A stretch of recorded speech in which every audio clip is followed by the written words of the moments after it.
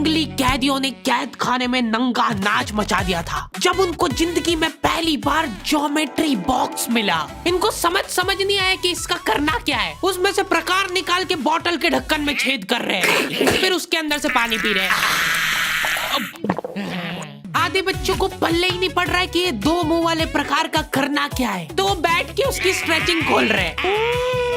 कुछ गांव के लौंडों ने मिलके तो हथियार वगैरह बना लिए थे। ये देख, ये अपने को यहाँ से हुक पकड़ना है, उसके बाद तुम जैसे खींच के इसको छोड़। हाँ, हमारे स्कूल में आसपास के गांव से भी बच्चे आते थे। मेरे को बहुत बढ़िया लगते यार ये बच्चे। इनको तुम इनके बैग से ही पहचान सकते हो कि ये तो गांव से, क्योंकि इनके बैग की सबसे आगे वाली जेब में से हमेशा तेल टपकता रहता है। ये लोग लंच के नाम पे एक अचार की चीर और 3 पराठे भर के लाते थे स्टील के डब्बे में, जो रोज लीक कर रहा है। और ये लोग रोज अचार कैसे खा ले रहे हैं। ये लोग स्कूल की बस में ही आते थे, जिसका ड्राइवर था अब्दुल और कंडक्टर रफीक। अब्दुल और रफीक मिलके बसें ड्रिफ्ट करवा देते थे। जान दो, चलो उतर जाओ, आ गया स्कूल। रफीक की स्पेशलिटी थी कि जहाँ से बस निकल ही नहीं सकती वहाँ से भी निकलवा देता था। हाँ, आंदो आएगी, निकलेगी। इतनी जगह में तो 4 बसें पार्क हो जाएंगी। हाँ, जान दो। बस। अब्दुल और रफीक बहुत डेडिकेशन के साथ काम करते थे। बारिश में गांव में बाढ़ आ गई है। गांव वाले बेचारे घर से बाहर नहीं निकल पा रहे हैं। बच्चों ने स्कूल की ड्रेस पहनी थी, वो वापस से खोल दी कि ऐसे मौसम में तो कहाँ ही जा पा रहे हैं स्कूल। इधर अब्दुल और रफीक बस लेके आ गए बाढ़ में। आराम से निकलेगी, आराम से। चलने दो। इतनी मेहनत करके जब ये सब स्कूल पहुंच रहे तो पता चल रहा है कि बाढ़ के कारण स्कूल ही बंद है। मेरे को बहुत पसंद है ये बच्चे, क्योंकि ये पढ़ाई को ज्यादा सीरियसली लेते ही नहीं है। ये लोग सारे सब्जेक्ट की एक ही कॉपी बना रहे हैं। टीचर ने कवर चढ़ाने का बोला तो न्यूज़पेपर में लपेट के लिया रहे कॉपी को। ये लो, चाय के कप के निशान दिख रहे यार उस पे। बेटा पेपर तो ढंग का लपेट के लाते। 120 पन्ने की कॉपी में 5 पार्टीशन कर रखे इन्होंने अलग अलग सब्जेक्ट के, और उसमें भी छोटा लिख रहे ताकि कॉपी नहीं भराए। और ऐसा नहीं है कि इनके पास पैसे नहीं है कॉपी लाने के।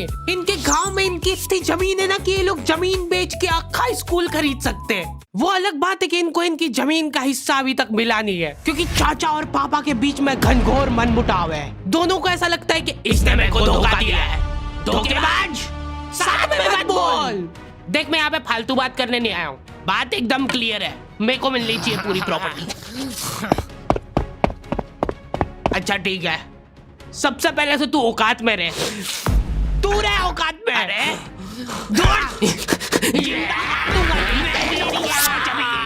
नहीं, दूर, अभी चालू नहीं हुआ है। इनकी बहन दोनों भाइयों का समझौता करने के लिए रेफरी बनी है। एक दूसरे को माँ बहन की गालियां देने के बाद वहीं पे उनको सॉरी बोल दे रहे हैं। सॉरी, क्योंकि दोनों के रिश्ते सेम ही पड़ते हैं।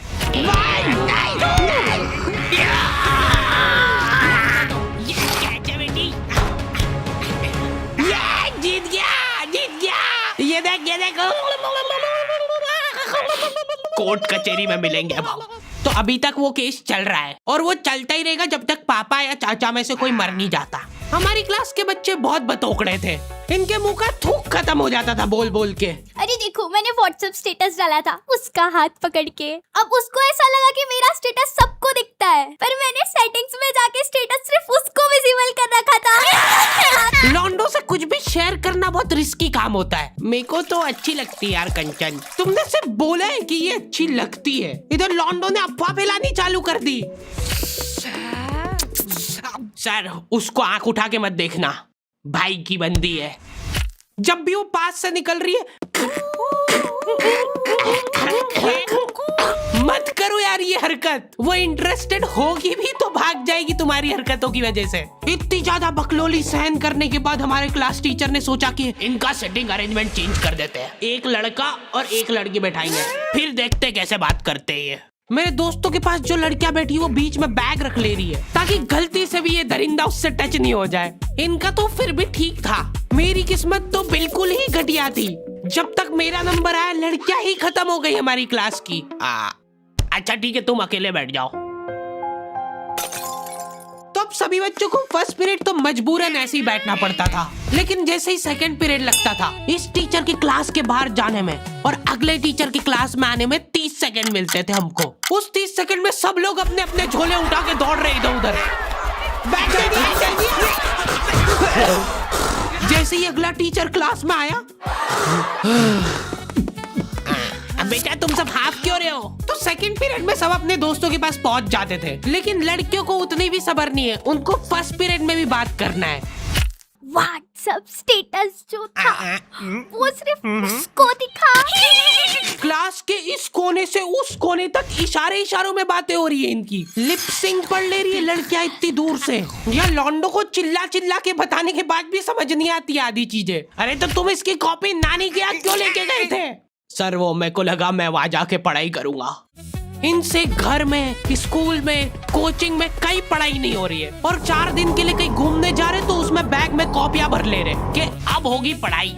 वो भी दूसरे की कॉपी मांग के ले जा रहे हैं। वहां जाके सिर्फ कॉपी निकाल के सामने रख दी सबके, ताकि नानी के घर पे तुम्हारा एकदम रोला जम जाए कि लड़का दुनिया इधर से उधर हो जाए पर पढ़ाई नहीं छोड़ता है। लड़का दूसरे की कॉपी मांग के लाया है अपनी कॉपी कंप्लीट करने के लिए, जबकि स्कूल डेली जा रहा है अपना लड़का, फिर भी कॉपी इनकम्प्लीट रह जा रही है। और बात ये कि वहां जाके भी इनसे कॉपी कंप्लीट हुई नहीं है, उल्टा हुआ निकाल के रख दी थी और भूल के आ गए कॉपी। और तुम्हारी लीव तो 3 दिन की थी, तुम 5 दिन बाद क्यों आए मुंह उठा के? सर हम लोग तीसरे दिन पे निकल गए थे वहां से और हम जैसे ही ऑटो रिक्शा में बैठे नानी जी ने रोना चालू कर दिया। अब जैसे जैसे ऑटो दूर जा रहा था मेरी नानी जी जोर से रोने लग रहे थे।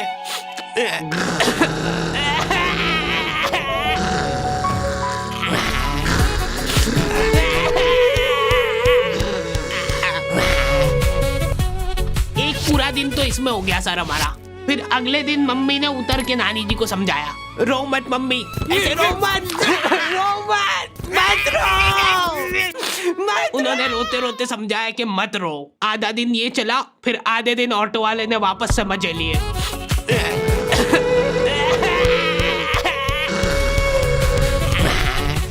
बहुत हरामखोर टाइप बच्चे आते थे हमारे स्कूल में। हमारी क्लास के कुछ बच्चों को जने क्या चुल मची कि स्कूल में फोन ले जाते हैं और वॉशरूम में जाके वो फोन में गाने चला के झुंड बना के नाच रहे हैं।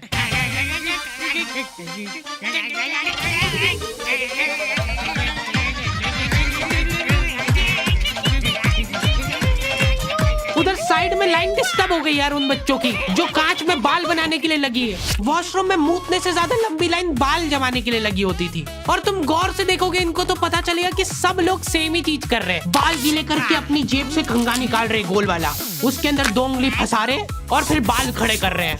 और बाहर निकलते से सारे टीचरों ने घेर रखा है इनको, क्योंकि इतने जोर जोर से गाने बजा के नाच रहे थे ये लोग। किसके पास है फोन जल्दी से बता दो। मैम ऐसा कुछ नहीं, हम तो मुंह से गा रहे थे। किसी से भी पूछ, मैम इसके पास ही है फोन, हमको छोड़ दो, हम तो सिर्फ बाल जमा रहे थे। तुम कुछ कांड करते हुए पकड़ा जाते हो तो तुम्हारा दिमाग चलना ही बंद हो जाता है एकदम। इनसे पूछ रहे कि बताओ बेटा क्यों लाए तुम स्कूल में फोन? मैम वो यूट्यूब से पढ़ाई करने के लिए। स्कूल में? हाँ, हमारे स्कूल में सबसे बड़ी टॉप की सजा होती थी सस्पेंड करना। और मेरे को पता नहीं क्यों बहुत बढ़िया लगती थी ये सजा। ना तुमको स्कूल वालों को लीव लिख के देना है, ना स्कूल वाले तुमसे पूछेंगे कि तुम कहाँ गए थे। रिटायरमेंट वाली लाइफ जी रहे हो तुम स्कूल में। उसके मम्मी पापा को बुला के वो फोन भी दे दिया और उसको सस्पेंड कर दिया।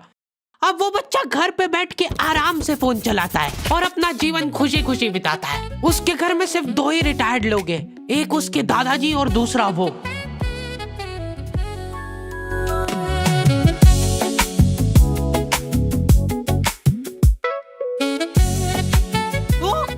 तो दी एंड हो चुका है। आई होप तुम लोगों को ये वीडियो पसंद आई होगी, और अगर नहीं आई है तो क्यों देखी।